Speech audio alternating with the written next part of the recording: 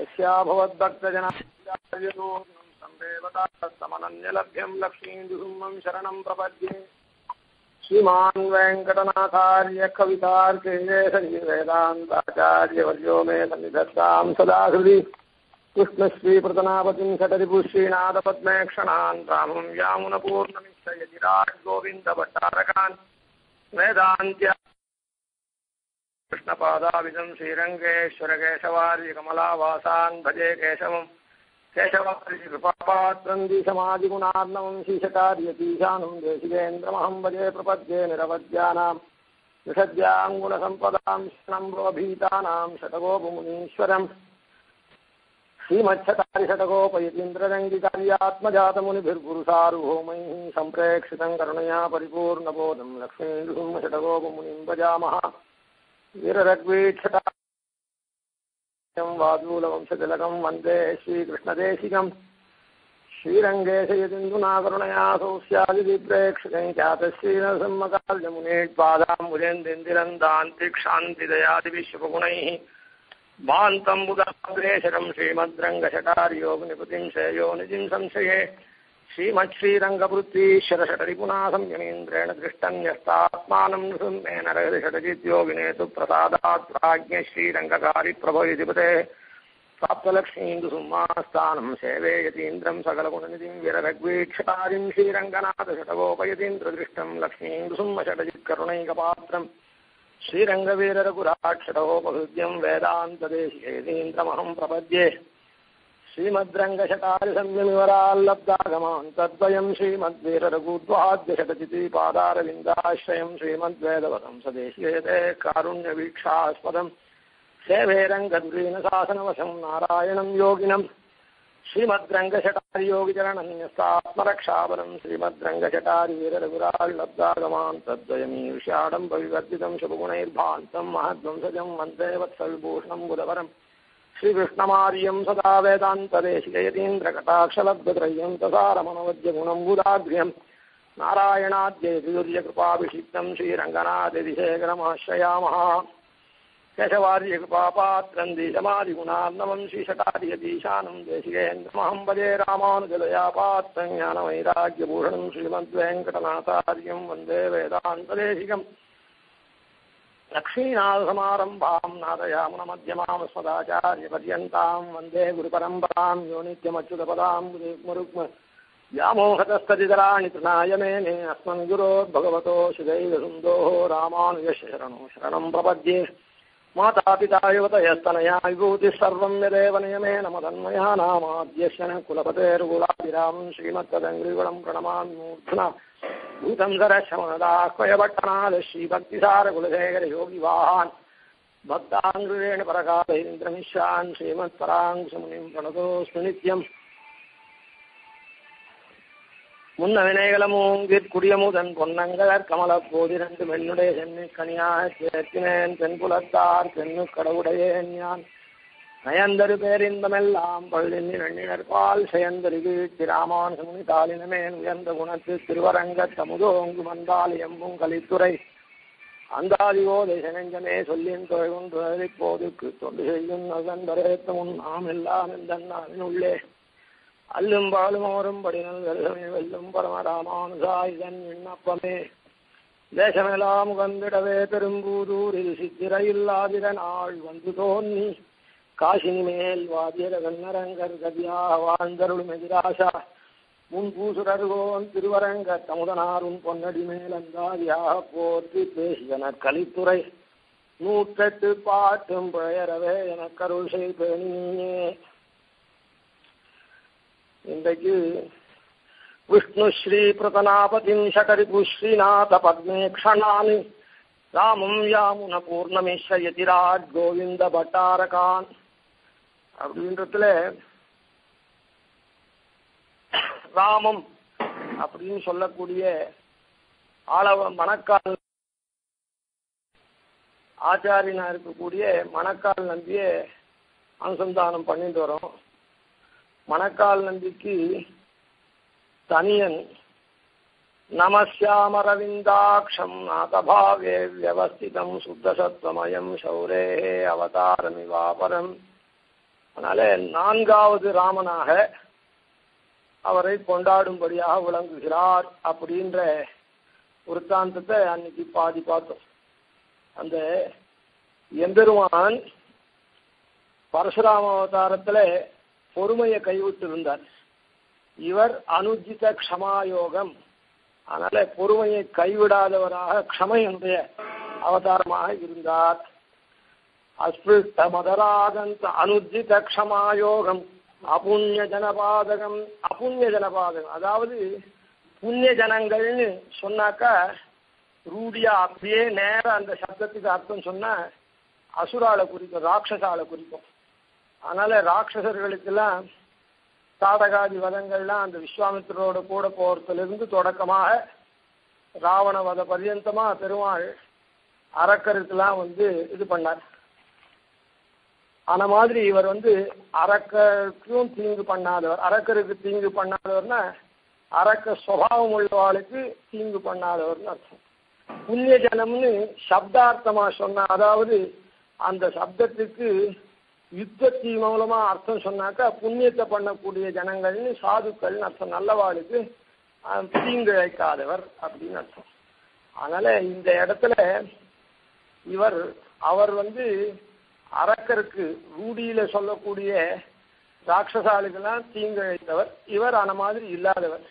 அதனால இவர் மூலமா தான் இந்த சரணாகதி சாஸ்திரம் நாதமுனிகள் கிட்ட தொடங்கினது. சரிதார்த்தமா எப்ப ஆச்சு, அது பலன் பெற்றதுன்னா ஆளவந்தாருக்கு உபதேசம் பண்ணுன்னு சொன்னது உய்ய கொண்டாரால பண்ண முடியல. ராமம்னு சொல்லக்கூடிய மணக்கால் நம்பிதான் பண்ணார்.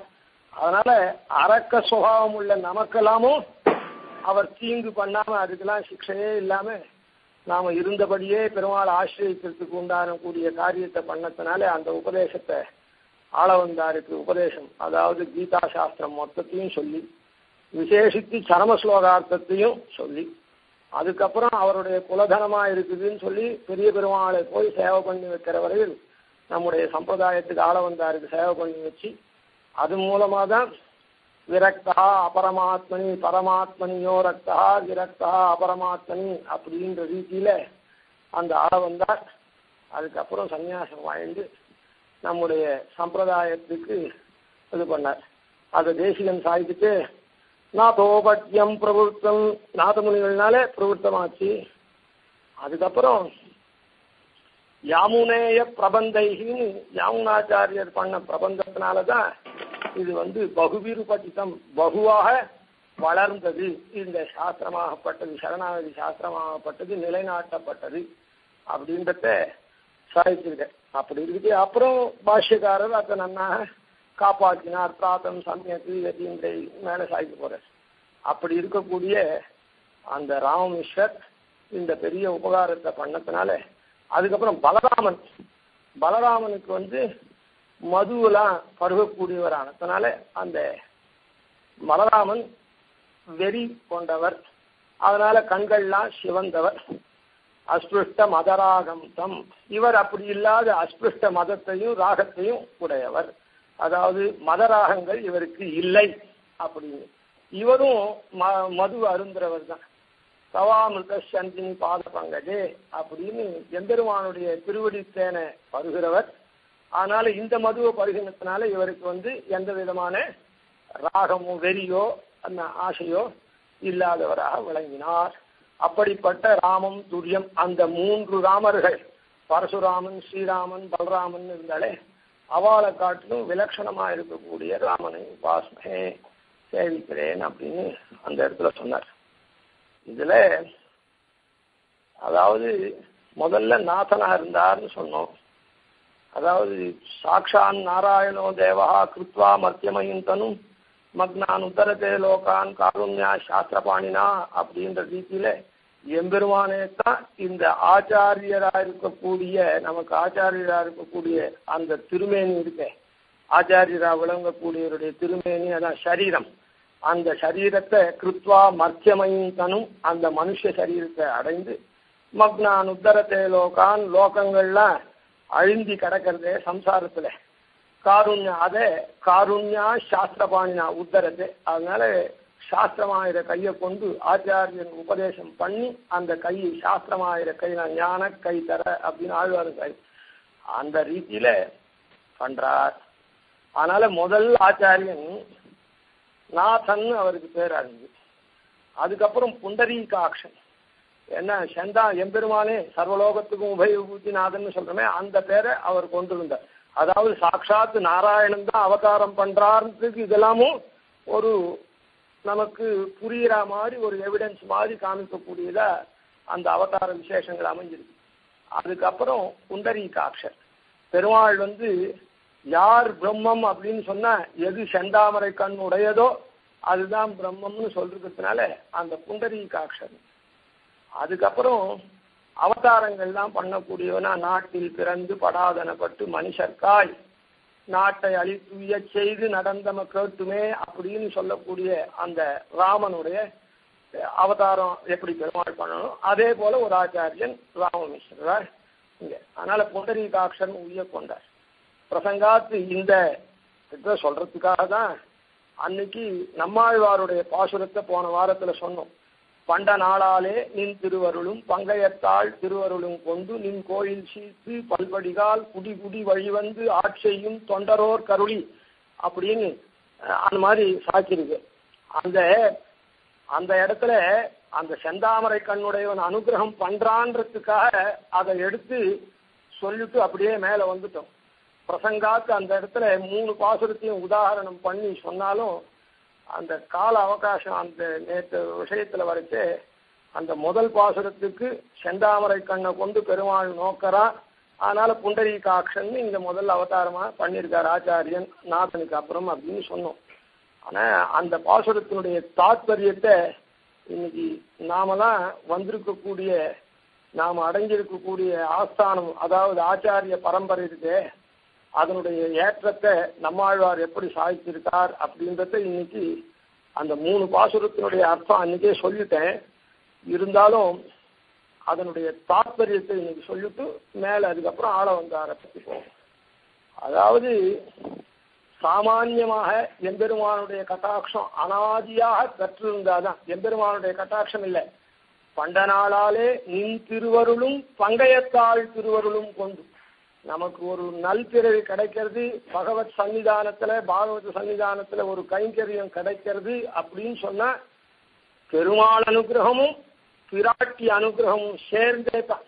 அதனால எந்த பெருக்கிற காரியத்துக்கு கூட நீ கோயில் சீத்து பல்படிகால் குடி குடி வழி வந்து ஆட்சியும் அப்படின்னு ஆழ்வார் சாக்கியிருக்கார்.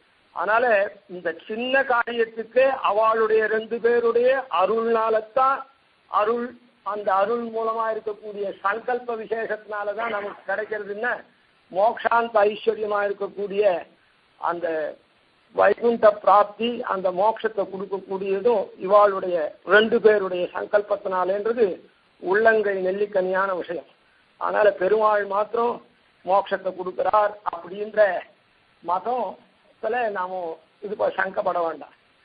அதனால அது ஒண்ணும் பண்ட நாளாலே நின் திருவருளும் பங்கையத்தாள் திருவருளும் கொண்டு நின் கோயில் சீர்த்து பல்படிகால் குடி குடி வழிவந்தாட்சையும் தொண்டரோர் கருள் சோதிவாய் திறந்து உன் தாமரை கண்களால் நோக்கால். அதாவது 3 பாசுரத்துல இந்த மாதிரி நம்மாழ்வார் பிரார்த்திக்கிறார். அதாவது அவாவாளுடைய தன்மையில அவாவா பிரார்த்திக்கிறார் அப்படின்னு ஏற்படுது. ஆனா பெருமாள் எல்லாருக்கும் தான் தாமரை கண்களால நோக்கிறான். எல்லாருக்கும் தான் மேல சொல்ல போற 2 திருவடியை பிரசாதிக்கிறான். அதுல ஒன்றும் சந்தேகமே இல்லை. அதாவது பண்டிதர் பாமரர் அப்படின்னா வித்வான் அவித்வான் அப்படின்ற பாகுபாடுலாம் இல்லை. யாரார பெருமாள் கசிய வசீகரணம் கச்சரணாகத்திலேவான்னு சரணாகதி பண்ணி அவனை வசீகாரம் பண்ணிடுறாளோ அந்த வசீகாரம் பண்ண எம்பெருமான் வசீகரிக்கப்பட்ட எம்பெருமானாகப்பட்டவன் அந்த யாரார் அந்த வசீகரணத்துக்கு உண்டான உபாயத்தை அனுஷ்டிச்சாலோ அவ மொத்த பேரையும் தாமரை கண்களால தான் நோக்கிறான். அவ மொத்த பேருக்கும் உற்றேன் உகந்து பணி செய்து உணபாதம் பெற்றேன் இதே இன்னும் வேண்டுவதென்றாய் மதிய மூர்தான அலங்கரிஷத்தி மூர்தானம் அலங்கரிஷத்தின்னு 2 திருவடியும் தான். கதா புனசங்கரதாங்க கல்பகத் பஜார விந்தாங்குஷ வஜ்ராஞ்சனம் திருவிக்ரமா சரணாம்புஜத்வயம் மதிய மூர்த்தானம் அலங்கரிஷத்துன்னு 2 பேருக்கும் தான் சாதிக்கிறான். அப்போ இந்த இடத்துல நம்மாழ்வார் இந்த சாமானிய ஜனங்களை கொண்டு அவளுடைய புத்தியாக பிரார்த்திக்கப்பட்டது என்னன்னா, உன் தாமரை கண்களால் நோக்காய். அதனால இப்படி இருக்கக்கூடியவனுக்கு தாமரை கண்களாலே நோக்க வேண்டும் சொன்ன. அதுக்கு அடுத்த பாசுரத்துல இப்போ இதனால இந்த முதல் பாசுரத்துல தேறின பொருள் என்ன அப்படின்னு சொன்னா, பசுர் மனுஷ பக்ஷிவா ஏக வைஷ்ணவ சம்சயா தேனைவதே பிரயாசியந்தி தத்விஷ்ணோ பரமம் பதம் அப்படின்னு சொன்னபடிக்கு அது பசு பக்ஷியா இருந்தாலும் ஏனகேனாப்பி பிரகாரேன துவயவக்தா அப்படின்னு துவம் அப்படி கேவலம் மதியதையா அதி பிரபுத்தா மாமே அவலோகையன்னு அப்படின்னு பெருமாள் உத்தரம் சாதிச்சாரே, அதுவும் படிக்கு எல்லாருக்கும் அருள் பண்றான், சாமானிய ஜனங்களுக்கு கூட. அதனால அந்த சாமானிய ஜனங்களுக்கு என்ன தெரியும், பெருமாளுடைய கட்டாட்சம் நம்ம மேல விழணும் அப்படின்னு செங்கண் சிரிச்சிருதே அப்படின்ற ரீதியில தெரியும். அதனால இந்த சாமானிய ஜனங்களுக்கு இந்த கோயில் சீத்து பல்படிகால் அப்படின்னு கோயிலை பெருக்கி மொழி கோலம் விட்டு புஷ்பம் கொண்டு தீபாரோபணம் பண்ணி இப்படியெல்லாம் பண்ணக்கூடிய சாமானிய ஜனங்கள் விஷயத்துல அறிவியலில் இருந்து ஏதோ ஆச்சாரிய சம்பந்தம் பெற்று இந்த மாதிரி ஒரு கைங்கரியம் பண்றாளே பகவானுக்கோ பாகவதாளுக்கோ, அப்படி சாமானியப்பட்ட ஜனங்களுக்கு அந்த எம்பெருமான் நம்ம கண்ணை கொண்டு நோக்கணும் அப்படின்ற ரீதியில் அதை சாதிச்சார். இப்போ சாமானிய ஜனங்கள் ஆயிடுச்சோம்னா அதுக்கப்புறம் விசேஷமா இருக்கக்கூடிய பரமை காந்திகள் அர்த்தம். பரமை காந்திகள் வத்திரிக்தமா இருக்கிறவா அவளை தவிர்த்து மொத்த பேரும் சாமானிய ஜன கோஷ்டி. அதனால்தான் கோயில் சீத்து பல்படிக்கால் குடி வழிவந்தாட்சையும் தொண்டர் அப்படின்னு அருள்றார். அதுக்கடுத்த ஒரு அடியவர் அருள்றார், குடி கிடந்தாக்கம் செய்து தீர்த்த வடிமை குற்றேவல் செய்து உன் பொன்னடி கடவாவே வழி வருகின்ற அடியரோர் கருளி நீ ஒரு நாள் படிக்களவாக நிமித்தனின் பாக அங்கயமே தலை கண்ணாய். அதனால இந்த இடத்துல என்னன்னா, பரமை காந்தி சார்வகோமாளா இருக்கிறதுனால கால பராயணாளா அபிகமன உபாதான வித்யா சுவாத்தியாய யோகம் அப்படின்னு நம்முடைய நித்திய நைமித்திய காரியங்களை அகனியகனி தினந்தோறும் பண்ணக்கூடிய காரிய விசேஷங்கள் இருக்கு. அதை ஒரு சங்கிலி துவக்கு போல இருக்கக்கூடியதான அந்த காரிய விசேஷத்தையே பண்ணிட்டு இருக்கக்கூடிய குடி கிடந்து ஆக்கம் செய்து என்ன குடியில் இருக்கா, நின் தீர்த்த வடிமை குற்றேவல் செய்து உன்னுடைய தீர்த்த அடிமை. தீர்த்த அடிமைனா என்ன சொல்லியிருக்கோ சட்டத்துல, அதாவது ஸ்ருதி ஸ்மிருதிர் அமைவாத்யா அப்படின்ற ரீதியில அத்த உல்லங்கனம் பண்ணாம, அதுக்கு மேல அவன் என்ன சொன்னான்னா, எஸ்தாம் உல்லங்கிய வர்த்தது ஆக்ஞாச்சேதி மமத்ரோகி மத்பக்தோபி ந வைஷ்ணவான்னு சொன்னான். அந்த மாதிரி என்னுடைய பக்தனா இருந்தா கூட, என் கோவிலை சுத்தி குளத்தை சுத்தி இதெல்லாம் பண்ணான்னா கூட, ஆனா அவன் வைஷ்ணவனாக மாட்டான். யார் எஸ்தாம் உல்லங்கிய வர்த்தது, அந்த அவைகளை என்னுடைய ஆக்ஞையா இருக்கக்கூடிய ஸ்ருதி ஸ்மிருதிகளை யார் மீறி நடக்கிறாளோ அவ என் பக்தனா இருந்தாலும், பக்தனா இருக்கிறதுன்னா என்ன, எப்ப பார்த்தாலும் பெருமாளுக்கு இருக்குது, அதை பண்றது, கோவிலுக்கு போறேன்றது, ஏதோ பாராயணம் பண்றது, எத்த பண்ணாலும் சரி. ஆனா இதை மீறி நடந்தாக்கா அப்படின்னா என்ன அர்த்தம், சொல்லக்கூடாத வேலையில சொல்லக்கூடாது, சொல்லக்கூடாதவா சொல்லக்கூடாது. நான் தான் நல்லதை பண்றேன், நான் அதை சொல்றேனே இதை சொல்றேனே வேதம் சொல்றேன்னா வேதம் சொல்லக்கூடாதும் வேதம் சொல்லக்கூடாது. எந்த இடத்துல வேதம் சொன்னா பலன் இருக்குது அப்படின்னு சொல்லியிருக்கோ அதே இடத்துலதான் இன்னார் சொல்லலாம், இன்ன சந்தர்ப்பத்துல சொல்லலாம், மற்ற போது சொல்லக்கூடாதுன்னு இருக்கு, மற்றவா சொல்லக்கூடாதுன்னு இருக்கு. அப்ப அதையும் நாம நம்பணும். இது அதை மீறி நடந்தோம்னா அது விபரீத பலனை தான் தரும். அதனால அதாவது விபரீத பலன்றது என்ன, சரியா நடந்தா எம்பெருமானுடைய பிரீத்திக்கு விஷயமாறும், சரியா நடக்கலைன்னா எம்பெருமானுடைய அப்ரீத்திக்கு விஷயமாயி அல்லல் படும். அதனால நின் தீர்த்த வடிமை குற்றேவல் செய்து, அதனால சாஸ்திரங்கள்ல ஸ்ருதி ஸ்மிருதி மமைவாக்கியான்னு சொன்னானே, அதுபடிக்கு என்ன மாதிரி அவன் சொல்றானோ அதையே பண்ணிட்டு வரவான். அதுதான் தீர்த்த வடிமை. இன்னொரு இடத்துல ஆழ்வார் சாய்க்கிட்டே கூட, தீர்ந்தாடியவர் தம்மை திருத்தி பணி கொள்ள வல்லார்ந்த புகழச்சுடன் அப்படின்னு சாய்க்கிறார். தீர்ந்த அடியவர் தம்மை, தீர்ந்த அடியவர்னா என்ன, சாஸ்திரங்களை பார்த்து பார்த்து பார்த்து பார்த்து அப்படியே பண்ணக்கூடியவர்கள். அப்படிப்பட்டவாளை திருத்தி பணிகொள்ள வல்ல சாஸ்திரங்கள்ல இந்த சரீர கிருத்தமா இருக்கிறதுக்கு உண்டான சாஸ்திரங்கள்ல நாம இந்த மாதிரி பிறந்திருக்கோம், பிராமணனா பிறந்திருக்கோம், பிரம்மச்சாரியா இருக்கும், கிரகஸ்தனா இருக்கும், இல்லை அப்படின்னு அந்த வர்ணாசிரம தர்மத்தை பண்ணி பண்ணி பண்ணி தீர்ந்து அந்த பெருமாளுடைய அடியவனா இருக்கணும், பெருமாள் சொன்னபடி நடக்கணும்னு நடக்கிறாள அவளை திருத்தி பணிகொள்ள வல்ல ஆர்ந்த புகழச்சுதன். அதுக்கு மேல அவளை என்ன திருத்துறது அப்படின்னு சொன்னா, இந்த கர்மாக்கள் மொத்தமும் கேவலம் சரீர பிரயுக்தமான கர்மா இல்லை, ஆத்ம பிரயுக்தமான கர்மாவும். அதனால இது மொத்தத்தையும் எனக்கே அர்ப்பிச்சு என்னையே சரணமடையணும் அப்படின்றத காண்பிக்கிறாங்க. அந்த காண்பிச்சு அவளை தன்னுடைய சோதிக்கு அவளை உபாயத்தை அனுஷ்டானம், அதாவது உபாயம்னா இப்ப சரணாகதி அனுஷ்டானத்தை பண்ணும்படியா பண்ணி திருத்தி பணிகொள்ள வல்ல ஆர்ந்த புகழச்சுதன். ஆன மாதிரி தீர்த்த அடிமை குற்றேவல் செய்து உன் பொன்னடி கடவாதே வழிவருகின்ற அடியரோர் கருளி. அந்த உன் திருவடி பொன்னடி ஸ்பிருகமான திருவடி இருக்கே, அதுக்கு அதை மீறாம அப்படியே எல்லாத்தையும் சமர்ப்பிச்சு பண்ணக்கூடியவாள் இருக்காளே அடியரோர் கருளி. அந்த அடியவர்களுக்கு எப்படி அருளணும், அங்க சாமானிய கண்களால் நோக்காயின்னு அவா திருஷ்டியா சொன்னார். அதாவது அவா திருஷ்டியான்னு அவா நோக்கனால அவளுடைய மனசுல என்ன தெரியுமோ அதுபடி சொன்னார். இந்த இடத்துல இவா என்ன சொல்றான்னா, நீ ஒரு நாள் படிக்களவாக நிமித்தனின் பாத பங்கயமே தலைக்கணியாய். இவாள் சீர்ந்த நல்ல அதிகாரிகளானதுனால ஆளவந்தார் சாதிச்சாரு, கதாபுன சங்கரதாங்க கல்பகத் கஜாரவிந்தாங்க வஜ்ரலாஞ்சனம் திரிவிக்ரமா சரணாம்புஜத்வயம் மதிய மூர்தானம் அலங்கரிஷதி அப்படின்ற ரீதியில அந்த ஆளவந்தார் சாதிச்சபடிக்கு அதே மாதிரி அதாவது வித்வான்கள் என்ன பண்ணுவாங்கன்னா, இப்படி நீ ஏற்கனவே அந்த வாமனாவதாரம் திரிவிக்ரமனா ஓங்கி உலகளந்த உத்தமனா இருக்குச்சே, எப்படி உன்னுடைய சொத்துன்றத எல்லாருடைய இதுலையும் சீல் வச்ச மாதிரி நீ திருவடியை பதிச்ச, இப்பதான் அது எனக்கு தெரிஞ்சிருக்குது, அதனால 2 திருவடியும் என்னைக்கு பதிக்க போற அப்படின்றத அங்க ஆதரன் தோற்ற அருள்னாருல்ல. அதனாலதான் நீ ஒரு நாள் படிக்களவாக நிமித்தனின் பாத பங்கயமே. இந்த படி பூமி மொத்தம் அடங்கலும் அதுக்கு தகுந்த மாதிரி உன்னுடைய திருவடியை பெருசாக வச்சு எப்படி உன் திருவடியை சாதிச்சியோ படிக்கு அளவாக நிமித்த உன் பாத பங்கயமே. அப்படி பாத பங்கயத்தை மறுபடியும் தலைக்கணியாய் மதிய மூர்த்தானம் அலங்கரிசதி எப்போன்னு கேட்டாரு, அத போல அவள் பிரார்த்திக்கிறார். இப்போ இந்த 2 பாசுரத்துல அங்க ஒரு தொண்டரை சொல்லியாச்சு, இங்க ஒரு தொண்டரை சொல்லியாச்சு. அதாவது அங்க அஜ்ஞானிகளா சாமானிய ஜனங்களை சொல்லியாச்சு, இங்க விசேஷ பிரபுத்தால சொல்லியாச்சு. லோகத்துல இருந்து 2 பேர் தான், ஒன்னு வித்வான் ஒன்னு அவித்வான்.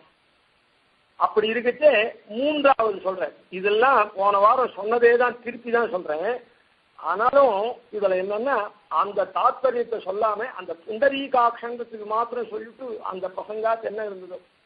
ஆனால் நாம வந்த பரம்பரையை தெரிஞ்சுக்கணுன்றதுக்காக இன்னைக்கு எந்த இடத்துல நாம போறோமோ அந்த போறத முழுசா தெரிஞ்சுக்கணுன்றதுக்காக சொன்னோம். பாதியில இது நின்று வேண்டாம்ன்றதுக்காக சொல்றேன். கிடந்த நாள் கிடந்தாய் எத்தனை காலம் கிடக்கும் திருவுடம்பசைய தொடர்ந்து குற்றேவல் செய்து தொல்லடிமை வழிவரும் தொண்டரோர் கருளி தடங்கொள் தாமரை கண்விழித்து எழுந்தும் தாமரை மங்கையும் அப்படின்னு சாய்க்கிறேன். இதுல என்னன்னா, தொடர்ந்து குற்றேவல் செய்து அங்க வித்வான் ஆயிடுத்து, முதல்ல அவித்வான் சாமானிய ஜனங்கள் ஆயிடுத்து, 2வது பிரபுத்தாள் வித்வத் வரேண்யரா இருக்கக்கூடிய பரமை காந்திகள் ஆயிடுச்சு. அந்த பரமை காந்திகள் தான் வைஷ்ணவ சப்தத்துக்கு இலக்கானவர். ஏன்னா மத்பக்தோபி ந வைஷ்ணவா இதை மீறவான்னு சொன்னதுனால வைஷ்ணவ சப்தத்துக்கு அந்த வைஷ்ணவ சமாசிரணம் பண்றவாளுக்கு சத்விஷ்ணோ பரமபதம்னு மோட்சம் உண்டுன்னு சொல்லி ஆகி போச்சு. அப்போ பரமை காந்திகளா இருக்கிறவாள் தனியே இருந்தாலும் சரி, ஏகாந்தியா இருந்தாலும் சரி, இல்லை பரமை காந்தியா இருக்கிறவா ஏகாந்தமா இருந்தாலும் சரி, இல்லை பரமை காந்தியா இருக்கிறவா சிஷ்யோஜீவனம் பண்ணாலும், அதாவது ஆச்சாரிய ஸ்தானத்துல இருந்தாலும் சரி, அது 2 பேரையும் சொல்லி ஆயிப்போச்சு அந்த இடத்துல. இப்ப இந்த பாசுரத்துல சொல்றதுக்கு அன்னைக்கே கோடி காண்பிச்சேன், அது இதை தவிர வேற யாரையும் சொல்லலேன்னு இன்னைக்கு அதை ஸ்ட்ரெஸ் பண்றதுக்காக தான் இன்னைக்கு மறுபடியும் இது சொல்றேன். தடங் தொண்டரோர் கரு கிடந்தனாய் கிடந்தாய் எத்தனை காலம் கிடத்தி உன் திருவுடம்பசைய தொடர்ந்து குற்றேவல் செய்து தொடர்ந்து குற்றேவல் செய்து எம்பெருமான தொடர்ந்து குற்றேவல் செய்யறதுன்னு சொன்னா தீர்த்த வடிமையில கூட குற்றேவல் தொடர்ந்து தான் வருது. எப்படின்னா பஞ்சகால பாராயணாளா இருந்தாலே அது சங்கிலி போல துவக்காதான். அபிகமனம் காத்தால எழுந்தா ராத்திரி தூங்கின காலம் யோகம்னு பேர் இருக்கு. அந்த யோகத்தை முடிச்சுட்டு உடனே அபிகமன சங்கல்பம் பண்ணணும்.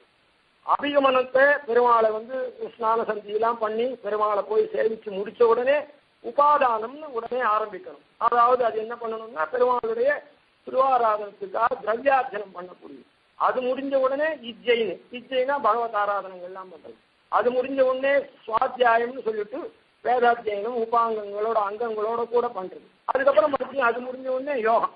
இப்படி அது தொடர்ச்சியா இருக்க செய்தே அப்ப இந்த இடத்துல தொடர்ந்து குற்றேவல் செய்து அவளுக்கு அந்த தொடர்ந்து குற்றேவல் இல்லையா இருக்குது. அப்போ அப்படி இருக்குச்சே இந்த இடத்துல ஆழ்வாரித்த அங்க சாஸ்திரவசாலா பண்றான்றத சொன்னார். இங்க தொடர்ந்து குற்றேவல் செய்து அப்படின்னு சொல்றது. இப்ப இங்க என்ன விசேஷம்? அவளை காட்டிலும் இதுக்கு என்ன ஏற்றம்? அங்கேயே சொன்னத மறுபடியும் புனருக்தி சொன்ன மாதிரி ஆகும். ஒரு விஷயத்தை ஒரு தடவை சொன்னான்னா திருப்பி மறுபடியும் சொல்ல வேண்டிய அவசியம் இல்லை. அதுக்கு புனருக்தின்னு ஒரு தோஷம் வருது. அப்போ அதனால கீழ் சொன்ன விஷயத்தையே திருப்பி சொல்றா போல இருந்ததுன்னா அதுக்கு ஏதோ ஒரு விசேஷார்த்தம் இருக்கிறது அப்படின்னு அர்த்தம். அந்த விசேஷார்த்தம் விசேஷத்தன்மை அதுல இல்லைன்னு சொன்னா அதை காப்பட்டு மாறுபட்டு ஒரு ஏற்றம் இது தன்மை இல்லைன்னு சொன்னா அதை மறுபடியும் சொல்ல மாட்டான். அதனால பஞ்சகால பரமைகாந்திகளா இருக்கக்கூடியவாளுக்கே அது சார்த்தமாயிட்டதுனால இந்த இடத்துல தொடர்ந்து குற்றேவல்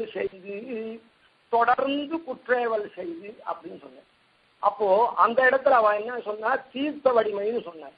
தீர்த்த வடிமைன்னு சொன்னா தீர்ந்து போச்சு. அதாவது சட்ட புஸ்தகத்துல என்ன எழுதியிருக்கானோ அதுபடி நடக்கிறவன் அப்படின்றத சொல்லிட்டேன். ஆனா இந்த இடத்துல என்ன சொல்றேன்னா தொடர்ந்து குற்றேவல் செய்து தொல்லடிமை வழிவரின் அடியரோர் கருளி. தொல்லடிமைனா அன்னைக்கே சொன்னோம் பழமையான வடிமை. அந்த பழமையான வடிமைன்னு சொன்னா என்னன்னா ஜீவனுக்கு அனாதி காலமாக ஏற்பட்டதான ஒரு கைங்கரிய விசேஷம். அனாதி காலமாக ஏற்பட்டதுன்னு சொன்னா இப்போ நாம தான் இருக்கக்கூடிய பத்த தீவர்கள் விஷயத்துல அனாதியா கர்ம சம்பந்தம் இருக்கிறதுனால நமக்கு இந்த சம்சாரத்துல ஒழுந்துருக்கும். அப்ப சம்சாரத்துல ஒழுந்துருக்கவாளுக்கு என்னது அப்படின்னு சொன்னா அதாவது 6 அறிவு படித்த மனுஷனா வந்தான்னா அதாவது பிரம்ம சிருஷ்டியில மொத்தம் 4 பேர் இருக்கா. அந்த 4 பேர் இருக்கிறதுல தேவ மனுஷ திரியக் ஸ்தாவரம். இப்போ திரியக் ஸ்தாவரத்துக்கெல்லாம் சாஸ்திர வசியத்தை கிடையாது. திரியக் ஸ்தாவரத்துக்கெல்லாம் சாஸ்திர வசியத்தை கிடையாது. அதனால அதே மனுஷாளுக்கும் தேவர்களுக்கும் அது உண்டு. அப்போ சாஸ்திர வசியத்தை தீர்ந்து போச்சு. அப்போ தொல்லடிமைன்னு சொல்றது என்னதுன்னா இந்த ஜீவனுக்கு ஜீவஸ்வரூபத்துக்கு உண்டானது. ஜீவன் சொல்லக்கூடிய ஜீவன் இப்போ அனாதியா நாமெல்லாம் பத்த ஜீவனா இருக்கும். அனாதியா சில பேர் பெருமாளுடைய நித்திய சங்கல்பத்தினால நித்திய சூரியா இருக்கா. அதாவது அனந்த கருட விஸ்வக்ஷேனாதிகள்.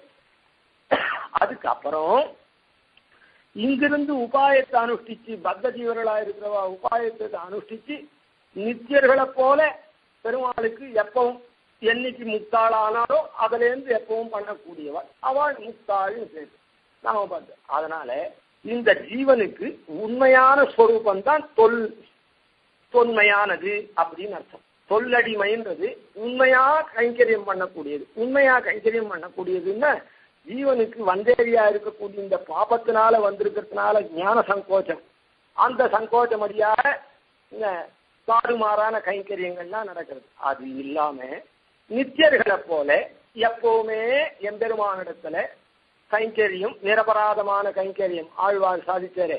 ஒழிவில் காலமெல்லாம் உடனாய் மன்னி வழிவிலா அடிமை செய்ய வேண்டு நாம் அப்படின்னு சாதிச்சாரு. ஆனால் அப்படிப்பட்ட தொல்லடிமை தொடர்ந்து குற்றேவல் செய்து தொல்லடிமை வழிவரும் தொண்டரோர் கருளி.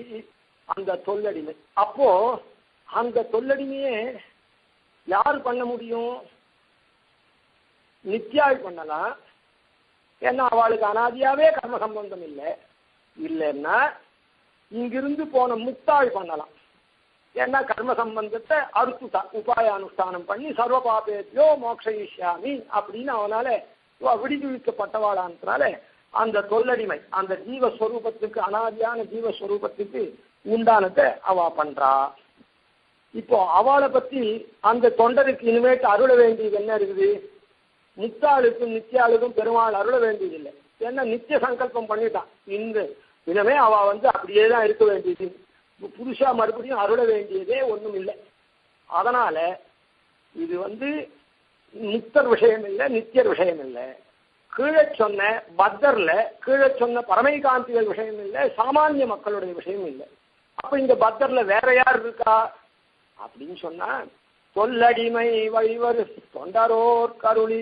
அதனால அந்த தொல்லடிமை பண்ணக்கூடியவாள்லாம் அவள்லாம் எப்படி கைங்கரியம் பண்ணுவான்னு சொன்னா, இங்க பத்தாளா இருக்கக்கூடிய பரமைகாந்திகள் எப்படி பண்றா? ஸ்ருதி ஸ்மிருதிய புஸ்தகத்தை பார்த்து பண்றா. அதாவது புஸ்தகம் இல்லை, ஸ்ருதின்னா காதுல கேட்கறது, ஸ்மிருதின்னா எப்படி. அதனால அதை பார்த்து பார்த்து பண்றா. ஓ இது இதம் குரு இதம் மா குரு அப்படின்னு சாஸ்திரம் விதி நிஷேதத்தை சொல்லுங்க, இதை பண்ணலாம் பண்ணக்கூடாதுன்னு அதை பார்த்து பார்த்து பண்றா. ஆனா நித்தியாளோ இல்லை இங்கேருந்து போன முக்தாளோ எப்படி பெருமாளுக்கு கைங்கரியம் பண்றா? அதுதான் தொல்லடிமை. அவ எப்படி பண்றான்னா பெருமாளுடைய திருக்குறிப்பு அறிஞ்சே பண்ணக்கூடியவன். திருக்குறிப்புன்னா அதாவது பெருமாள் என்ன மனசுல நினைக்கிறானோ அது அப்படியே அவளுக்கு தெரியும். இங்கேயே லோகத்திலேயே சொல்றதுன்னா கூட கோசல ஜனங்கள்லாம் இங்கிதம் உடையவர்கள். இங்கிதம்னா என்ன?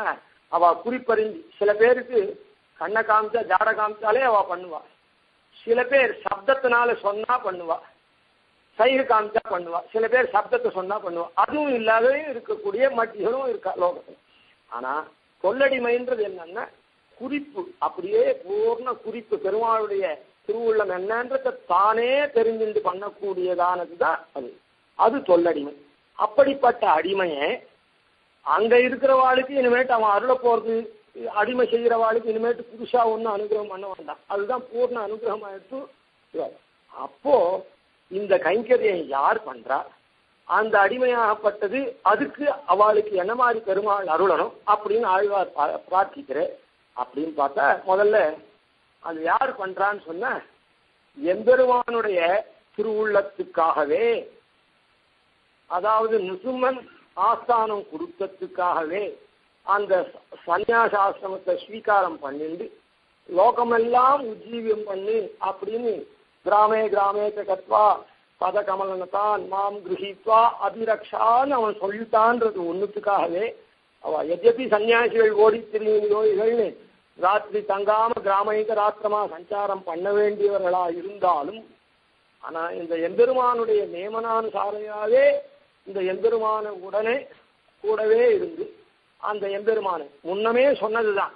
இன்னைக்கு மறுபடியும் அதை ஞாபகப்படுத்தி அதுல இன்னும் கொஞ்சம் பரிஷ்காரம்னா அதிகப்படியா சொல்ல வேண்டியதை சொல்லி அன்னைக்கு சுருக்கமா சொன்னதை விவரணம் பண்ணி சொல்றதுக்காக தான் இன்னைக்கு இருக்கும். அதாவது அந்த எம்பெருமான் ஆச்சாரியன் சிஷ்யனை கை கொள்ளணும்னு சொன்னா சிஷ்ய பிராப்த பரீட்சையில சிஷ்யன் தேரணும். அதுக்கப்புறம் தான் ஆச்சாரியன் தத்துவத்தை உபதேசம் பண்ணணும். தத்துவத்தை உபதேசம் பண்றான்னா என்ன அர்த்தம்? தத்துவம் ஹிதம் புருஷார்த்தம் மூணுத்தினுடைய தன்மையும் உபதேசம் பண்ணி, அது சுருக்கமாகவும் இருக்கலாம் விவரமாகவும் இருக்கலாம். ஒரு டாக்டர் ஒரே வியாதிக்கு சில பேருடைய உடம்பை பொறுத்து ஒரு நாளைக்கு மருந்து தந்து கூட சரி பண்ணிடுறான், இல்லை மருந்து தந்து சரி பண்றான். சில பேருக்கு சிகிச்சை ஆபரேஷன் பண்ணி பண்றான். அதுக்கே சில பேருக்கு மருந்துனாலேயே குணமாக்குறான், சில பேருக்கு ஆபரேஷன் பண்ணி. அதை போல எப்படி வேணா இருக்கலாம். அது சுருங்கவும் உபதேசம் பண்ணலாம், விரிவாகவும் உபதேசம் பண்ணலாம். ஆக மொத்தத்தில் நட்செல்லா என்ன வேணும், தத்துவஹித புருஷார்த்தங்கள், தத்துவம்னா என்ன, ஹிதம்னா என்ன, புருஷார்த்தம்னா என்ன அப்படின்றத சொல்லி பண்ணணும். அப்படிப்பட்ட உபதேசத்தை பண்ணி அவனை அந்த உபதேசப்படிக்கு அனுஷ்டானத்துல நிலை நிற்கும்படியா பண்றதுன்றது அந்த ஆச்சாரியன் பரீட்சை பண்ணியே கை கொள்ள வேண்டும். பரீட்சை பண்ணாத ஒரு காலம் கொள்ளக்கூடாது. இல்லைன்னா சிஷ்ய பாப்பம் குரோ ரத்தின்னு சிஷ்யன் தாறுமாறா நடந்துட்டான்னா அதாவது அடியிலே சொன்னோம், எல்லாம் அன்னைக்கு சொன்னது தான், அதுல இன்னைக்கு விவரணம் தான் பண்றோம். அதனால அந்த சிஷ்யர்கள் வருவது விசாரியாதே இந்திரனுக்கு உபதேசித்து தானும் பிரம்ம வித்தை மறந்த சதுர்முகன் பக்கலிலே கண்டுகொள்வதுன்னு சுவாமி தேசிகன். அதாவது வஞ்சகமா வர இந்திரனை போய் சிஷ்யனா ஏத்துண்டு கடைசியில் அவனுக்கு உபதேசம் பண்ணி அவனுக்கும் பிரயோஜனம் இல்லை, இவனுக்கும் மறந்து போச்சு அப்படின்னு. அதனால ஆச்சாரியாளாகப்பட்டவாள் சிஷ்யனை கை கொள்ளத்தை பரீட்சை பண்ணி தான் எடுத்துக்கணும். அதுக்கு சாஸ்திரங்கள்லாம் சொல்றது 1 வருஷமோ 6 மாசமோ 3 மாசமோ அப்படியோ பண்ணணும்னு சொல்றது. ஆனால் இந்த இடத்துல அந்த தொல்லடிமை பண்ணக்கூடியவர்கள் அப்படின்னு இப்ப இவரை ஐசிங்கர்களை நிறுத்தியிருக்கோம், அதுதான் தேர போறது. அதாவது இவா என்ன பண்றான்னா, எம்பெருமான் யாரார கட்டாட்சிக்கிறானோ இப்படி ஏழை பண்ணிட்டு போச்சு, கிராமே கிராமே தத்வா பத கமலனத்தான் மாம் கிரகித்வா அபிரக்ஷான். இன்னைக்கு இந்த ஊர்ல போறான், அப்ப அந்த சிஷ்யனை பரீட்சை எத்தனை நாள் பண்ண முடியும்? இல்ல கூடவே ஆசின்னு போக முடியுமா? புரியறதுக்காக சொல்றேன். கூடவே ஆசின்னு போனா ஒவ்வொரு ஊரா போயிட்டே இருந்தா ஊரா மொத்தம் அப்படியே ஒரு படம் திரண்டு 1 வருஷத்துக்கு 6 மாசத்துக்கு 3 மாசத்துக்கு இப்படியே போயிட்டு இருக்கு. அது இல்லை, அந்த எம்பெருமானுடைய திருவுள்ள குறிப்பறிந்து இவன் நம்மால் ஆட்கொள்ளப்பட்டவன், நீ இவனை கை கொண்டு உபாய அனுஷ்டானத்தை பண்ணி வந்து சுருக்கமான உபதேசத்தை பண்ணி அப்படின்னு அந்த எம்பெருமான் சொல்ல, அந்த எம்பெருமான் திருவுள்ளத்துல யாரார் அந்த கடைக்கண் நோக்குக்கு பார்வைக்கு இலக்கானாலோ அவள் அப்படியே பரீட்சாதிகள்லாம் எதுவும் வேண்டாதபடி அப்படியே கை கொள்றாளே, இதுதான் சொல்லடிமை. இதுதான் அனாதியான அடிமை. பெருமாள் திருக்குறிப்பறிந்து பண்றதுதான் சொல்லடிமை, சாஸ்திரவசியமா பண்றது தீர்த்த வடிமை.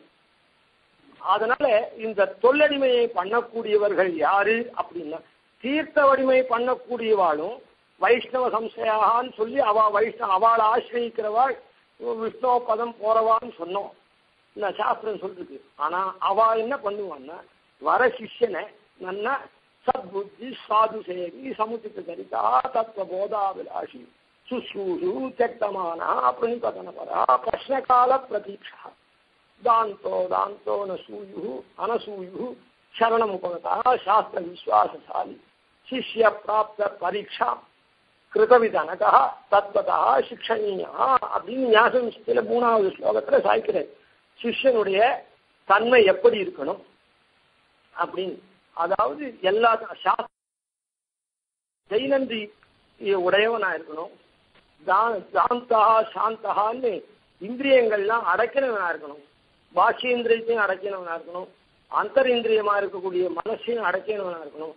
இப்படியெல்லாம் இருக்கக்கூடிய சிஷ்யனை பரீட்சை பண்ணி பார்த்து அதுல தேறினான்னா தத்வதா சிக்ஷணீயா, அப்படி தத்துவத்தை அவனுக்கு உபதேசிக்கிறதுக்கு தகுதியாரான். அப்படிப்பட்ட தகுதி உள்ள சிஷ்யனுக்கு ஆச்சாரியன் உபதேசிக்க வேண்டும், இது சாஸ்திரம். ஆனா இந்த இடத்துல இந்த ஆச்சாரியன் பண்றது எப்படி அப்படின்னு சொன்ன, அந்த நுசும்மன் என்னையால பண்ணிட்டு போய் என்னை யாரார் அடிசை பண்ணுகிறாளோ அவளெல்லாம் நீ ஜீவனம் பண்ணி அப்படின்னு சொன்னதுனால இந்த இடத்துல அந்த சாஸ்திர சோதனம் பண்ணி அந்த சாஸ்திரம் எப்படி விதிக்கிறதோ அதுபடி இவனை பரீட்சை பண்ணி கை கொள்ள வேண்டிய அவசியம் இல்லை. அவனுடைய திருமுக குறிப்பு அறிந்தே பண்ணக்கூடியவர்கள். அதனால தான் இந்த இடத்துல சொல்லடிமை வழிவரும் தொண்டரோர் கருளி, அப்படிப்பட்ட தொண்டருக்கு எப்படி அருளணும். இப்ப அந்த ஐசிங்கர்கள் என்ன பிரார்த்திப்பா அப்படின்னு சொன்னா, அங்க சாமானிய ஜனமா இருக்கும் பெருமாள் கடைக்கண் நோக்கணும், செங்கன் சிரிச்சிருதே என் மேல் உய்யாவோன்னு. ஆனா பறவை காந்திகளா இருக்கோ, அன்னைக்கு நீ உன் தலையை திருவடியை வச்சு என் தலையில சீல் வச்சுட்டு போனே ஒரு திருவடினால என்னைக்கு நீ 2 திருவடியும் பிரசாதிக்க போற அப்படின்னு அவ பறவை காந்தி. இப்ப இவர் என்ன மாதிரி பார்க்குங்க, எல்லாருக்கும் பண்றது கடைக்கண் நோக்கும் பண்ணுவார், அதுக்கப்புறம் திருவடியும் பிரசாதிப்பார். இதுல ஒண்ணும் இல்லை, அவளுடைய தன்மைக்கேற்ற பிரார்த்தனை. புனத்தினை கிள்ளி புது அவி காட்டி உன் பொன்னடி வாழ்கவென்னு இனக்குறவர் புதியது உண்ணும் நாங்க சொன்னேன். அவன் என்ன பண்ணுவான், திருமால் குறவர் அறுத்துண்டு வருவான், அப்படியே பெருமாள் எதிர்க்க பொங்குவான். பொங்கிட்டு அப்படியே நீ வாழ்க என்ன கல்லறையே நீ வாழ்கன்னு சொல்லிட்டு அப்படியே சாப்பிடுவான். அதே பரமை காந்தியா இருக்கிறவன் நல்ல அனுஷ்டானங்கள்லாம் பண்ணி அதுக்கப்புறம் சடாசனமா சமர்ப்பிச்சு பெருமாளுக்கு திருவாராதனம் பண்ணி நிவேதனம் பண்ணி அதுக்கப்புறம் அனுயாகத்தை பண்ணுவார். ஆனால் அவளுக்கு தகுந்தபடி பண்றா போல அந்த இடத்துல அவர் பிரார்த்தித்தது கடைக்கண் நோக்காயின் பிரார்த்தித்தார். இவர் பிரார்த்திக்கிறது படிக்களவா நிமித்தம் உன் பாத வேண்டுமே பிரார்த்தனை. அப்ப இவருக்கு என்ன தேவை இந்த இடத்துல? இவர் எப்படி பிரார்த்திப்பார்னா, தொண்டரோர் கருளி தடங்கொள் தாமரை கண் விழித்து நீ எழுந்தும் தாமரை மங்கையும் இடங்கொள் மூலகும் தொழையிருந்தருளாய். அதாவது உன்னுடைய ஆജ്ഞை படிச்சு, உன்னுடைய திருவுள்ள படிச்சு நான் அப்படியே போயிட்டு இருக்கேன். அதனால இந்த லோகத்தெல்லாம் உஜ்ஜீவனம் பண்ணணுமோ, அதுதானே உன்னுடைய திருவுள்ளம். அதுக்கு இவருக்கு என்ன பண்ணணும்னா, தாமரை மங்கையும் நீயும் இடங்கொள் மூவுலகும் தொழையிருந்தருளாய். மூவுலகும் தொழும்படியா நீ அருள வேண்டும். அப்படி நீ சஞ்சாரம் பண்ணி பண்ணையானாக்கா எல்லாரையும் தொழும்படி பண்ணேன்னா அவள்லாம் உன்னுடைய திருவடியில சேர்த்து வைப்பேன். இவாளுடைய காரியம் அதுக்காக தானே இவாள் ஏற்பாடு பண்றீங்க. அதனால ஆழ்வார் இவாளுடைய ரீதியிலே பிரார்த்தித்தார். சொல்லடிமை வழிவரும் தொண்டரோர் கருளி தடங்கொள் தாமரை கண் விழித்து நீ எழுந்தும் தாமரை மங்கையும் இடங்கொள் மூவுலகும் தொழையிருந்தருளாய். அதனால இந்த பரப்பான பூமி இருக்குதே, இந்த மூவுலகம் எல்லாம் தொழும்படியாக நீ அருள வேண்டும். அப்படின்னா என்ன அர்த்தம்? அவ உன்னுடைய கட்டாட்ச வீட்சணம் பட்டுதுன்னா தான் அந்த 3 உலகத்தின் பேர்லையும் இவர் அதுக்கப்புறம் அதை கைங்கரியம் பண்ண முடியும். அவளை அபிரட்சணம், அதாவது எம்பெருமான் திருவடியை சேர்க்க முடியும். அதனால இந்த நீ கண் விழித்து நீயும் தாமரை மங்கையும் நீயும் கண் விழித்து இந்த மாதிரி இடங்கொள் மூவுலகும் தொழையிருந்தருளாய். அதனால இந்த சொல்லடிமை என்ற சப்தத்துக்கு சொல்லடிமைன்ற சப்தத்துக்கு என்னன்னா, சொல்லடிமைன்ற சப்தத்துக்கும் சொல்லடிமை அதாவது எம்பெருமானுடைய குறிப்பறிந்து பண்ணக்கூடிய மகான்கள், அது இவா ஒருத்தர் தான். அதுக்கு லட்சியபூத்தர் நம்முடைய ஐசிங்கர்களே. அப்படி இருக்கக்கூடியவர். அப்ப என்ன பண்ணணும்? அவருக்கு என்ன காரியம்? பெருமானுடைய குறிப்பு என்ன? எங்கெங்க எழுந்தருளி அவன் அங்கங்க கட்டாட்சிச்சான்னா உடனே அவள்லாம் இவர் அவர் திருவடியில சேர்க்கிறது தான் அவருடைய காரியமானதுனால இடங்கொள் மூலகும் தொழை இருந்தருளாய். இப்படி 3 அடிமையை நம்ம முதல் அடிமையினாலே சாமானிய ஜனங்கள் பற்றி சாதித்தார். 2வது அடிமையினாலே பரமை காந்திகளா இருக்கக்கூடிய வைஷ்ணவர்னு சொல்லக்கூடிய ஆச்சாரியாதிகளை சாதித்தார். 3வது நாளே இந்த தொல்லடிமைன்னு சொன்னதுனாலையும் தொடர்ந்து குற்றேவர், அதாவது பெருமாளை விட்டு என்னைக்குமே பிரியாம இருக்கக்கூடிய அந்த குற்றேவல் பண்ணி, அதுவும் இடங்கொள் மூலம் நீ எங்கெங்க கட்டாட்சிக்கணும் எல்லாரையும் கட்டாட்சிக்கணும்னு சொன்னதுனால இது இந்த 3வது கலியுக பிரவர்த்தகராக இருக்கக்கூடிய நம்மாழ்வார் 3வது அடிமைத்தனத்தை சொன்னது, அடியவர்னு சொன்னது யாரேன்னு சொன்னாக்கா, அந்த பொலிகன்ற பதிகத்துல பவிஷ்யத் ஆச்சாரியனா இருக்கக்கூடிய ராமானுசனை மங்களாசாசனம் பண்ணார். அந்த ராமானுசன் சிந்தப்படிக்குத்தான் இந்த நிருசிம்மன் தன்னுடைய ஆதிவஞ்சலோக சுவாமி தொடக்கமா இங்க சஞ்சாரம் கிளம்பியிருக்கான். அதாவது அது ராமானுசன் பின்னால வரப்போறது பாசுரம். வளர்ந்தவன் கோபமடங்கள் ஒன்றாய் அன்னி வாழ உணன் கிளர்ந்த பொன்னாகன் கிழித்தவன் கீர்த்தி பயிரெழுந்து விளைந்திடும் சிந்தை ராமானுசனன் தன்மை வினநோய் களைந்து நஞ்ஞானம் அளித்தனன் கையில் கனியன்னவே. அதனால என்னன்னா முதல் பாதி பாசுரத்துல என்னன்னா வளர்ந்த வெண்கோபம், அதாவது நிருசிம்மனுக்கு ரொம்ப கோபம்லாம் வந்தது. மடங்கள்னா சிம்மம், அப்படி இருக்கக்கூடிய மடங்கள் ஒன்றாய் அன்னு வாழ உணன் கிளர்ந்த அந்த பொன்னாகன் கிழித்தவன், இரணியனுடைய ஆகத்தை கிழித்தவன் யாரு? நிருசிம்மன். கீர்த்தி பயிரெழுந்து, அந்த நிருசிம்மனுடைய கீர்த்தி தான். ராமானுஜன் எப்பேற்பட்டவர்? ரொம்ப சொல்லார் தமிழ் 3 சுருதிகள் 4 எல்லையில்லா அறநெறியாவும் தெரிந்தவன் அப்படின்னு இதுக்கு அர்த்தமே வேண்டாம். எல்லாம் வேதம் தர்மசாஸ்திரங்கள் எல்லாம் தெரிஞ்சவன் அப்படின்னு சொல்லியாச்சு. தமிழும் தெரிஞ்சவன் சொல்லியாச்சு. அதுக்கப்புறம் படிகொண்ட கீர்த்தி ராமாயணம் என்னும் பத்தி வெள்ளம் குடிகொண்ட கோயிலி ராமானுஷன் அப்படின்னு சொல்லியாச்சு.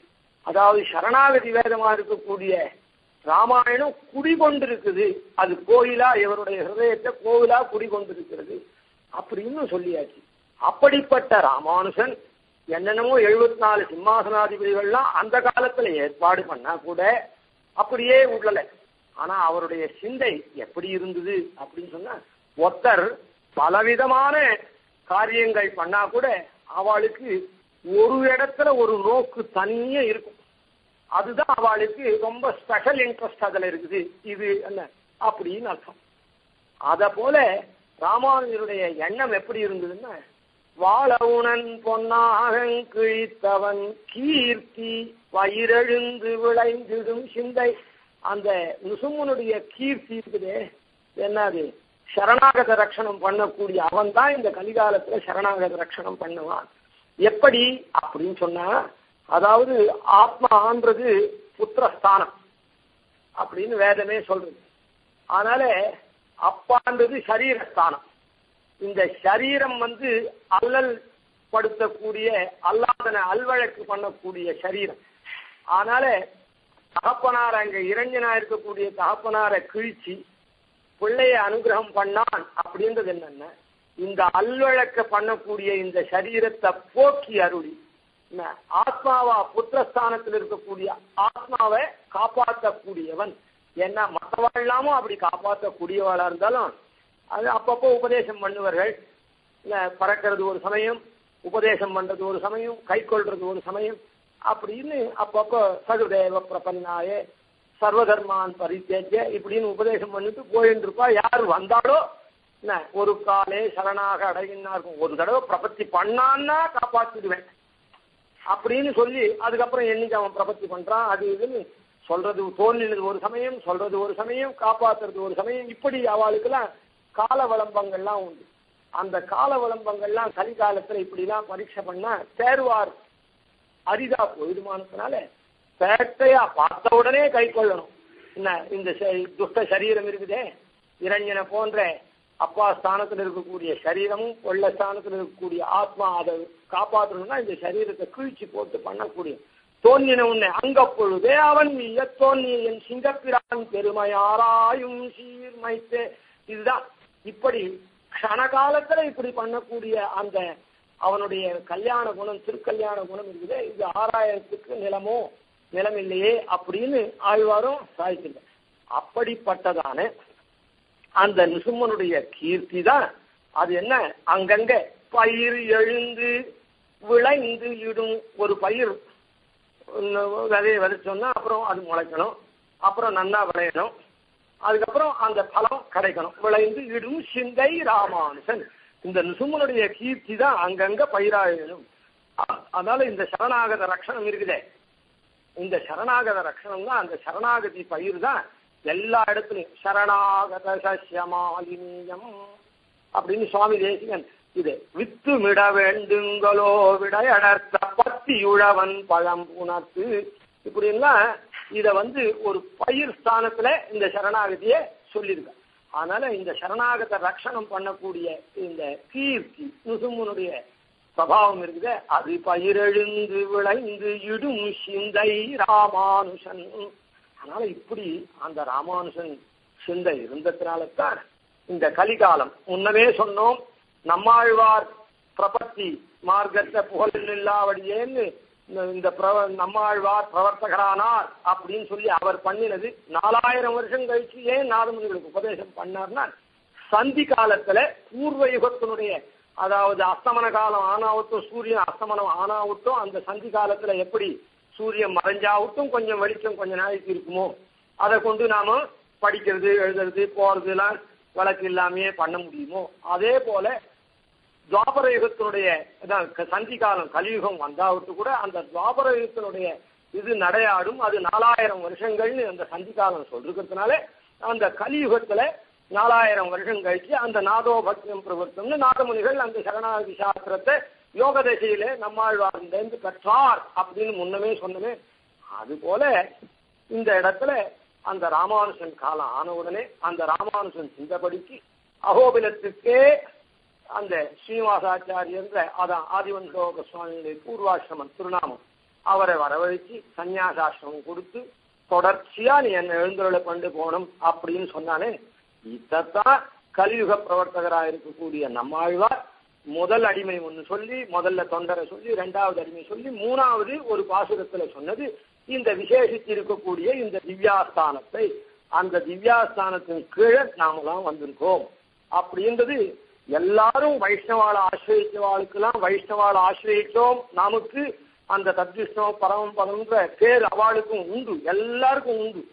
இருந்தாலும் இது அனாயாசேன அப்படியெல்லாம் பரீட்சை பண்ணி அந்த ஆச்சாரியனுக்கெல்லாம் சுஷ்ரூஷாதிகள்லாம் பண்ணி அவ சொன்னதை மீறாம நாம கேட்டு அப்படியெல்லாம் அந்த அபிமானத்துக்கு பாத்திரமாயி அதெல்லாம் பண்றதுக்கு அரிதா இருக்கக்கூடிய காலத்துல உண்டியே உடையேன்னு ஒரு க்ஷணம் கூட நிக்க முடியாத நாம சொந்த காரியத்துல ஓடின்னு இருக்கக்கூடிய நமக்கு இப்படி எளிதான ஒரு உபாயம் அப்படி நம்மாழ்வார் தொடக்கமா நம்மாழ்வார் காண்பிச்சபடிக்கு அதுல நாம வந்துட்டோம்ன்றது அது ரொம்ப பெருமை. இப்போ இந்த ஊர்ல படிச்சு இது பாஸ் பண்ணி 100க்கு 1200க்கு 1194 மார்க் வாங்கினா அப்படின்னு சொல்லி ஒரு சீட்டு வாங்கி வேலைக்கு போய் வருஷ காத்திலும் கோட்டாவில் வரானே அவனுக்கும் அந்த சம்பளம் வரப்போகுது.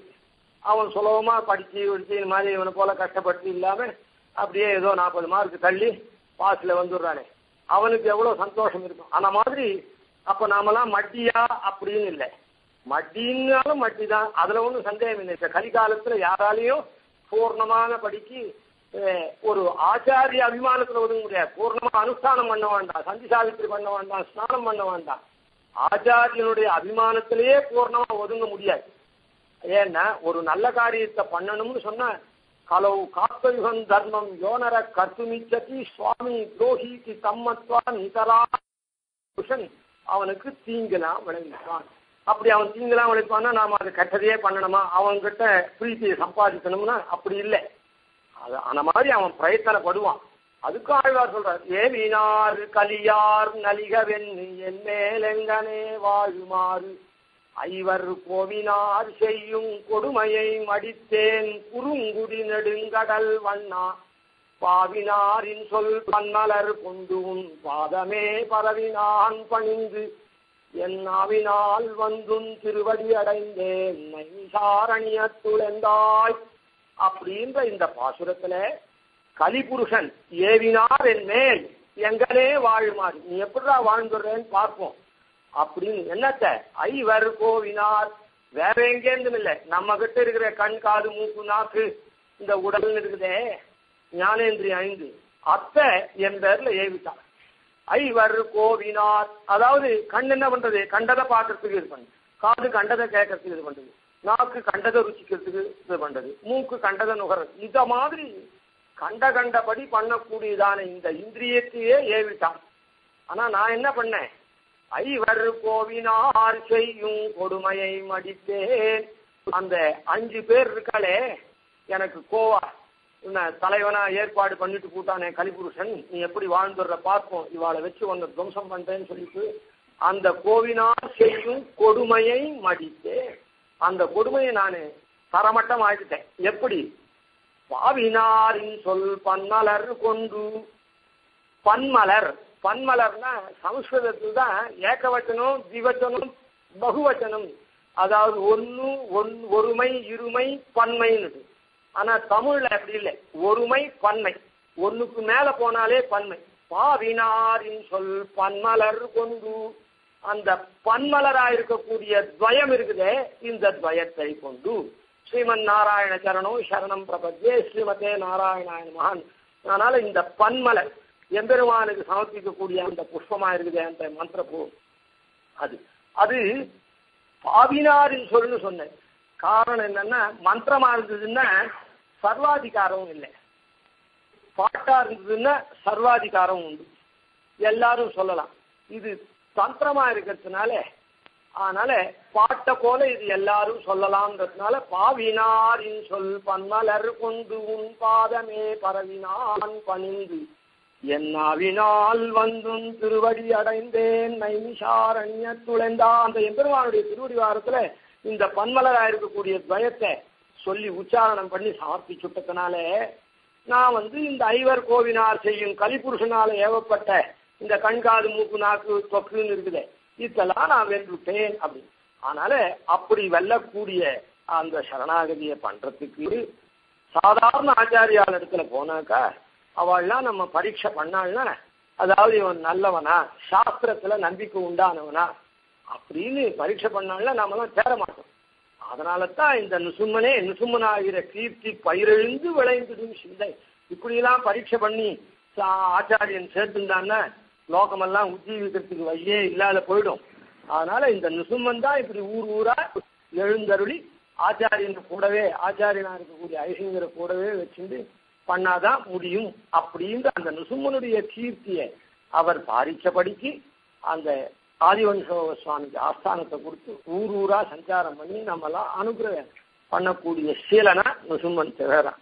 அதனால இந்த மூன்றாவது அடியவர்னு காண்பிச்ச அந்த ஆழ்வார் பாசுரத்துக்கு இலக்கானவர் யாருன்னு சொன்ன இந்த ஸ்ரீ சன்னதி சம்பிரதாயம் ஒன்னே அந்த பாசுரத்துக்கு இலக்காகுமே தவிர, எப்படி பொலியில ராமானுஜனை சூச்சிப்பிச்சார், அவரை குறிக்கொண்டு சொன்னார், கலியும் கடும் கண்டு கொண்மின் கடல் வண்ணன் பூதங்கள் மண்மேல் மலிய புகுந்திச பாடி இத்தியாதி எல்லாம் சொன்ன மாதிரி ராமானுஜனுடைய சிந்தப்படிப்பு எழுந்த இந்த திவ்யாஸ்தான விசேஷத்தை ஸ்ரீமதி ஐஷங்கருடைய பெருமையை இந்த பாசுரத்துல சொல்லுங்க. அதனால இப்ப அந்த புண்டரீகாட்சருக்காக செந்தாமரை கண் கொண்டு நோக்கணுன்றதுக்காக அந்த பாசுரத்தை இந்த 3 பாசுரத்தையுமே அன்னைக்கு சொன்னோம். அப்படி இருக்குச்சே அதை மாத்திரம் சொல்லிட்டு மேல போயிட்டேன். ஆனாலும் இப்படி ஒரு ஆச்சரியமான பாசுரம் அன்னைக்கு இது ஐஷங்கரை விவக்ஷிக்கிறதுன்னு ஒரு வார்த்தை சொன்னேன். அது ஏதோ மேம்போக்கா அப்படின்னு நீள சொல்லின்னு போயிட்டதுனால, அதனால இந்த பாசுரத்துல ஸ்பஷ்டமா இந்த மாதிரி சாய்ச்சிருக்கார். அதனால புண்டரீகாட்சர். அதுக்கப்புறம் அதனால இந்த பாசுரம் 3 அடிமை சொல்லிருக்க. இல்லைன்னா 3 அடிமை சொல்ல வேண்டியதில்லை, 2 அடிமை சொன்னாலே போறோம். 2 அடிமைக்கு உண்டான பிரார்த்திக்கிற விஷயம் சொன்னா போதும். அதுவும் இந்த இடத்துல சொல்லடிமைன்னு சொல்றது, தொடர்ந்து குற்றேவல்னு சொல்றது, அதுக்கப்புறம் இடங்கொள் மூவுலகும் தொலை இருந்தருளாயின்னு பிரார்த்தனையும் இருக்குது.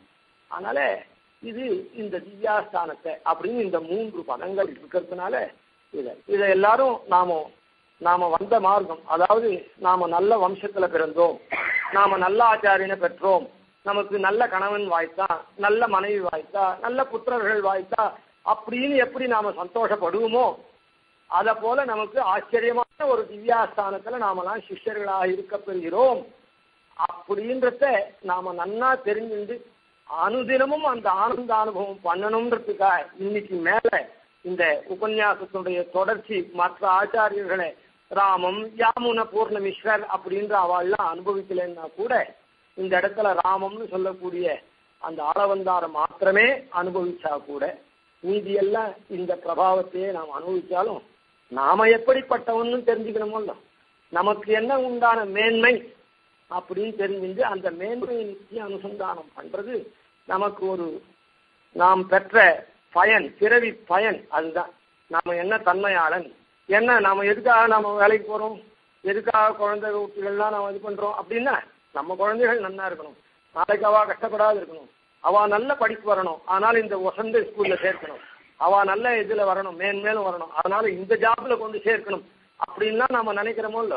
நாம நல்ல சந்ததியை பெற்றோம், நல்ல மனைவியை பெற்றோம், நல்ல புருஷனை பெற்றோம், அந்த மாதிரி இந்த நல்ல ஆச்சாரியனை ஆச்சாரியவான் பவேத் அப்படின்னு சொல்லிருக்கேன். மோட்சம் ஓணும்னா ஆச்சாரியனை பெற்றிருக்கணும்னு சொல்லிருக்கேன். அந்த ஆச்சாரியன் நல்ல ஆச்சாரியனை மாதிரி என்ன ராமானுஷர் உகந்ததாக இருக்கக்கூடிய திவ்யாஸ்தானத்தில் எழுந்திருக்க ஆச்சாரியன் நாம பெற்றிருக்கோம் அப்படின்ற அந்த சந்தோஷத்தை நாம அதை எப்பவுமே நினைச்சுண்டு பிரதவித்து அனகா அப்படின்னு இருக்க செய் நன்றி உடையவனா இருக்கணும்னு. அதனால இப்படிப்பட்ட ஆச்சாரியன் நாம சிஷ்யனா இருந்தோம்னா அதை நிச்சயம் நினைச்சானா பார்க்கணுமோ. அதுக்காகத்தான் இதை என் மாதிரி சொன்னோம். இன்னைக்கு யாதிர்ச்சிகமாக இந்த சனிக்கிழமை இன்னைக்கு தான் நம்முடைய ஆச்சாரியனும் சரணாகதி பண்ணின ஆச்சாரியன் 43ஆம் பட்ட ஐஷங்கர். ஆச்சாரியன் யார் இடத்துல சரணாகதி பண்ணார் நம்ம ஐஷங்கர் அப்படின்னு சொன்ன 43ஆம். அதாவது இப்படி உயர்ந்ததான ஆச்சாரிய சந்ததியில ஆச்சாரியனை பெற்றிருக்கோம் அப்படின்ற அனுசந்தானம் பண்ணி நாம பெருமை கொண்டு அந்த அனுசந்தானம் பண்றது ஒரு மனசுக்கு இனிய விஷயமானதுனால அதை தெரிஞ்சுக்கணுன்றதுக்காக தான் இன்னைக்கு இது பண்ணும். இன்னைக்கு என்ன விசேஷம் அப்படின்னா யாதிர்ச்சிகமா, அதாவது நம்முடைய ஐஷங்கர் இருக்காரே அந்த ஐஷங்கரும் ஆசிரியத்த ஆச்சாரியர் 43ஆம் பட்டம் தேவனார் வளாகம் ஐஷங்கர் ஸ்ரீமதே ஸ்ரீவன்ஷகோப ஸ்ரீ வீரராவ ஷடகோப யதீந்திர மகாதேசிகாய நமஹான்னு அனுசந்தானம் பண்றவே அந்த ஐஷங்கர், அதாவது ஸ்ரீமத் வீர ரகுத்வாத்ய ஷடஜித் பாதாரவிந்தாஸ்ரயம்னு நம்ம ஐசிங்கர் தனியன் அனுசந்தானம் பண்றமே அந்த வீரராவ ஷடகோபேதிங்கிற மகாதேஸ்வருடைய திருநக்ஷத்திர மகோத்சவம் கார்த்திகை பூராடம். அந்த பூராடத்தை உத்தேசிச்சு 5 நாள் திருநக்ஷத்திர மகோத்சவத்துல இன்னைக்குதான் ஆரம்பம், தொடக்க நாள், முதல் நாள். முன்னமே சொன்னோம், நம்ம ஐசிங்கருக்கு இருக்கிற பெருமை அநேகமா இந்த குரு பரம்பரையில யாருக்கும் இதுவரையில் இருந்தது இல்லை போல இருக்குது நமக்கு தெரிஞ்சு அப்படின்னு. அதாவது தன்னுடைய ஆச்சாரியனுடைய திருநக்ஷத்திரத்தை தாம் பண்ணி காண்பிச்சு நாம எப்படி ஆச்சாரியனுடைய திருநக்ஷத்திரத்தை பண்ணணும்னு காண்பிக்கக்கூடியதாகவும், அதே சமயத்துல தன்னுடைய திருநக்ஷத்திரத்தை முன்னிட்டு முதல்ல ஆச்சாரியனுடைய திருநக்ஷத்திர மகோத்சவம் பண்ணிட்டு தன்னுடைய திருநக்ஷத்திர மகோத்சவத்தை பண்ணிக்கக்கூடிய ஒரு மகா வாய்ப்பாகப்பட்டது யாருக்கும் இதுவரையில் அமைஞ்சதா தெரியல. 1-2 இருக்கலாமா இருக்கும், அது ஏகாந்தமா. இந்த மாதிரி பகுவா விசதமா பண்ணக்கூடிய திருநக்ஷத்திர மகோத்சவம் நமக்கு தெரியல. அப்படிப்பட்ட பாக்கியத்தை நம்ம ஐசிங்கர் பண்றார். அந்த ஐசிங்கர் திருநக்ஷத்திரம் பின்னாலே வரப்போகுது. வியாழக்கிழமையிலேருந்து ஆரம்பிச்சு 6 நாள் நடக்க போறது திருவுத்தராதி வரை. அதுக்கு முன்தினம் போராட வரையும் இந்த திருநக்ஷத்திரம் நடக்கிறது. இப்படிப்பட்ட நாள்ல நாம இந்த நம்முடைய மேன்மையான ஆச்சாரிய பரம்பரையினுடைய ஏற்றத்தை ஆழ்வாரையே காண்பிச்சிருக்காருன்றத அனுசந்தானம் பண்ணோம். இன்னைக்கு ராமம்னு சொல்லக்கூடிய மணக்கால் நம்பி பர்யந்தம் ஆயிருக்கு. மணக்கால் நம்பி மாத்திரம்தான் அனுசந்தானம் பண்ணோம். நாளை அடுத்த வாரத்துல யதாக்கிரமமா பூர்ணமிஸ்ர யதிரா கோவிந்த பட்டாரகான்றத மேல தொடருவோம். இன்னைக்கு இதோட நிறுத்திப்போம். கவிதார்த்திக சிம்ஹாய கல்யாண குணசாலினே ஸ்ரீமதே வெங்கடேஷாய வேதாந்த குரவே நமஹ. வாதித்யுபசிரோவங்க பஞ்சானன பராக்கிரம ஸ்ரீமான் வெங்கடநாதார்ய ஸ்திரம் விதேதாம் புவி ஸ்ரீராமானுஜசுத்ராந்த நிர்தாரண துரந்தரா ஆதிவன்ஷடகோபாச்சேதீந்திரோ தேதாத்புவி ஸ்ரீரங்க புருஷடவித்யதீசான பதாஸ்ரயம் ஸ்ரீவத்சவம் சதிலகம் வந்தே ஸ்ரீகிருஷ்ணதேசிகம். சரி, இது போன வாரமே நம்ம சொன்னதுதான். இருந்தாலும் அதை அந்த ஒரு ஆஸ்பெக்டுக்காக இன்னைக்கு சொன்னேன். அது பூர்ணமா நம்முடைய சன்னதியை பத்தி சொல்லிருக்கு இதுலன்றதுக்காக இன்னைக்கு சொன்னேன். சுவாமி ஷடகோபன் இங்க ரொம்ப ஆச்சரியமா இன்னைக்கு நம்ம மடத்தினுடைய ஏற்றத்தையும் நம்ம ஆச்சாரியனுடைய ஆச்சரியமான ஏற்றத்தையும் ஆழ்வார் வாக்குனால விசதமா விளக்கினது ரொம்ப. அதுவும் இன்னைக்கு முக்கியமா உற்சவம் ஆரம்பிக்கிற தினத்துல ஆச்சரியமா அமைஞ்சது. போன வாரம் கேட்டது இன்னைக்கு நல்லா உறுதியா படிஞ்சுது. அது ரொம்ப ரொம்ப விசேஷமா அந்த 3 வகை அடிமைகளை பத்தி சொன்னது ரொம்ப அத்தியாச்சரியமா இருந்தது. அதுக்கு பிரணாமங்கள். இன்னொரு விசேஷம் அடியன் தெரிவிக்கணும். அடியனுக்கு பரம பாக்கியம் தேவனோர்லாம் ஸ்ரீமதி அழசிங்கர்கிட்ட இருந்து சமாசிரயணம். அது நினைக்க நினைக்க அவ்வளவு பூரித்தமா இருக்குங்கிறது.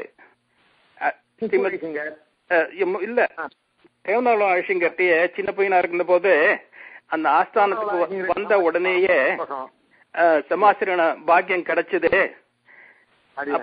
அது அவசியம் இந்த சபையில தெரிவிச்சுக்கணும்னுட்டு ஒரு பெருமிதத்தினால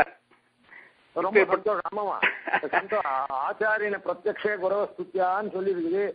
அப்படி அவர் இல்லைன்னாலும் இப்போ இந்த மாதிரி ஒரு சந்தர்ப்பத்துல அதை நினைக்கணுமோ இல்ல, கட்டாயம் பண்ணணும். இன்னைக்கு அப்படி திருநக்ஷத்திர மகோத்சவம் ஆரம்பம். அதனால அவரை இந்த மாதிரி அவருக்கு நான் ஒரு சிஷ்யன் அப்படின்னு நம்ம லோகத்துக்கு சொல்றது தப்பு கிடையாது. அவர் ஆசிரியர் அது சொல்லணும். ரொம்ப பெருமை. அந்த பெருமையோட அதுவும் ஆஸ்தானமாயி ஒரு வாரத்துக்குள்ள திருப்பியும் தேவனார்லாம் திரும்பி வந்தார். அப்ப விஜாபனம் பண்ணி அனுகிரகம் சித்திச்சுது. அதுதான் நினைக்க நினைக்க அங்க சமாசிடமும் நம்ம இப்போ அழசிங்கருடைய பிரகதம் அழசிங்கருடைய பரநியாசமும் சேர்ந்து கிடைச்சது.